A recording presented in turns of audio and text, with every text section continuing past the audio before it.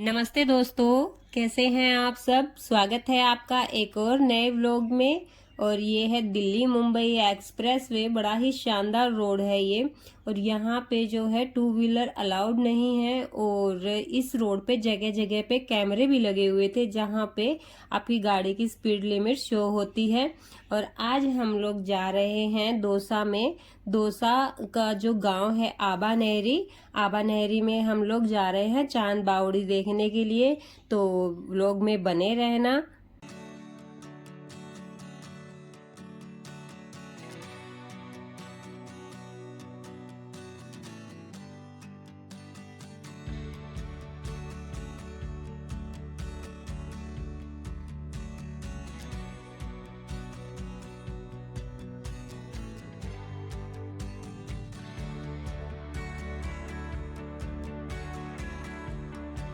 Finally हम लोग पहुंच गए हैं चांद बावड़ी। और बाहर से जो चांद बावड़ी के सामने जो मंदिर है वो दिखता है। गाड़ी को हमने लगा दिया था पार्किंग में। अभी चलते हैं अंदर।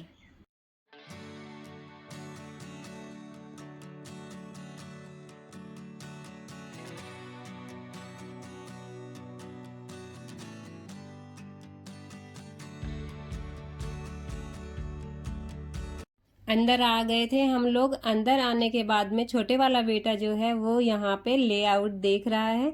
और लेआउट में वो टिकट घर भी देख रहा है। टिकट लेने के बाद यहाँ से लेआउट देखा। लेआउट देखकर हम लोग चांद बावड़ी की तरफ चल पड़े थे। यहाँ सबसे पहले शिवलिंग की स्थापना कर रखी थी जहाँ पे कुछ लोग जल चढ़ा रहे थे और यहाँ बैठकर पूजा भी कर रहे थे शिवलिंग की। और सबसे अच्छी बात है कि पक्षियों को दाना भी डाला जा रहा था। और ज़्यादा भीड़ नहीं थी और ऐसा भी नहीं था कि सुनसान है यहाँ पे। सबसे पहले टिकट लेने के बाद में जैसे ही हम चांद बावड़ी में एंटर करते हैं तो यहाँ टिकट चेकिंग होती है। टिकट चेक करवा के हम लोग यहाँ चांद बावड़ी के अंदर आ गए थे।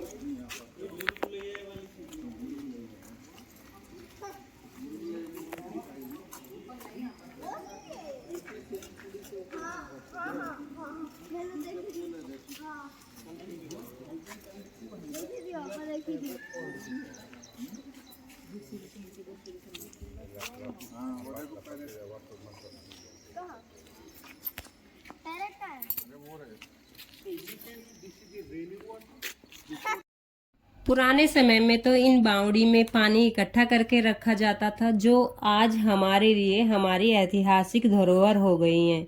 और इस बावड़ी में जिस टाइम हम गए थे तो कंस्ट्रक्शन का काम चला हुआ था। और ये जो बावड़ी है ये है आबा नहरी गांव में। तो आबा नहरी गांव शायद 3000 साल पुराना गांव है। और ये जो बावड़ी है इसको राजा मिहिर भोज ने 9वीं शताब्दी में बनवाया था। तो जो राजा भोज हैं उनका नाम चांद भी था, इसीलिए उन्होंने इस बावड़ी का नाम चांद बावड़ी रखा था। तो ये जो बावड़ी है इसमें 3500 से ज़्यादा 3500 से ज़्यादा सीढ़ियां हैं।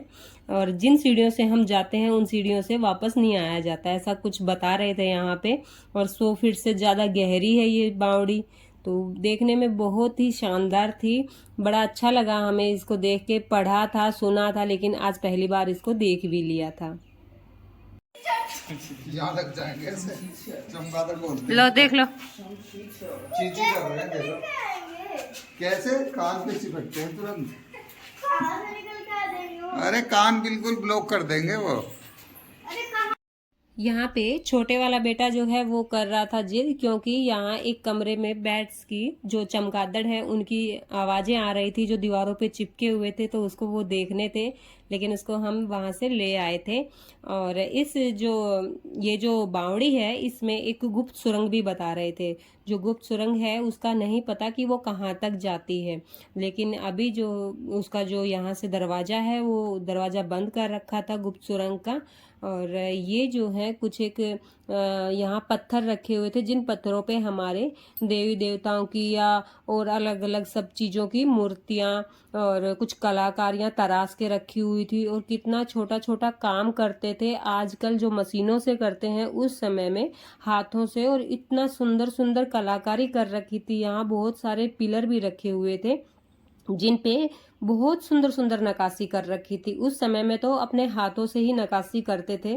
तो मुझे बड़ा अच्छा लगा वो देख के।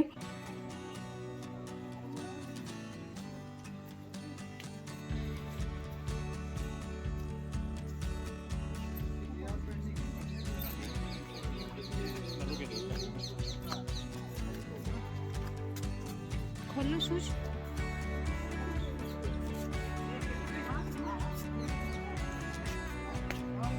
चांद बावड़ी के जस्ट सामने ही यहाँ पे एक मंदिर है, हर्षद माता का मंदिर, और मंदिर के एंट्री पे भी शिवलिंग की स्थापना कर रखी है। और इसी मंदिर में भी जैसे हमने चांद बावड़ी में जो पिलर देखे थे, इसी तरह के नक्काशी किए हुए यहाँ पे पिलर लगे हुए थे, और वैसे ही यहाँ पे पत्थरों पे नक्काशी कर रखी थी। और हमने यहाँ मंदिर में जो है पूजा वूजा कर ली थी। पूजा करने के बाद मंदिर की जो फेरी लगाते हैं वो हमने यहाँ फेरी लगा ली थी। धूप बहुत तेज हो गई थी, यहाँ पे पैर भी जल रहे थे, और फेरी लगाकर हम लोग कुछ देर बैठ गए थे यहाँ मंदिर में। मंदिर में जब भी बोलते हैं कि चाहे मंदिर छोटा हो या चाहे बड़ा हो, एक बार मंदिर में हमें जरूर बैठना चाहिए। तो ये जो मंदिर है, इसमें जो पहले की जो मूर्ति थी वो नीलम के पत्थर की मूर्ति थी, वो हो गई थी चोरी, और ये दूसरी मूर्ति रखी हुई है माता की यहाँ पे। और यहाँ जो मोहम्मद गजनबी ने भी इस मंदिर पे काफी बार आक्रमण किया था। कुछ देर इधर मंदिर में हम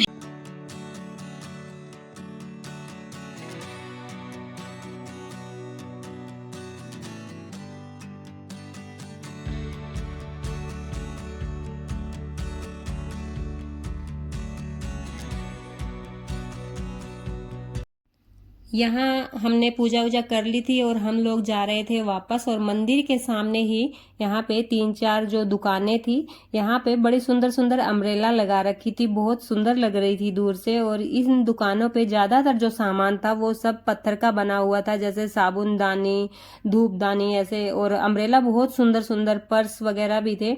उसके बाद में बच्चों ने थोड़ा सा कुछ अपना खाया पिया और हम लोग यहाँ से चल दिए थे। तो अगर वीडियो में आप यहाँ तक बने हुए हैं तो आपका बहुत बहुत धन्यवाद। और अगला व्लॉग जरूर देखना, अगला व्लॉग आएगा भानगढ़ का किला। और वीडियो में नए हैं तो प्लीज़ लाइक करना, चैनल को सब्सक्राइब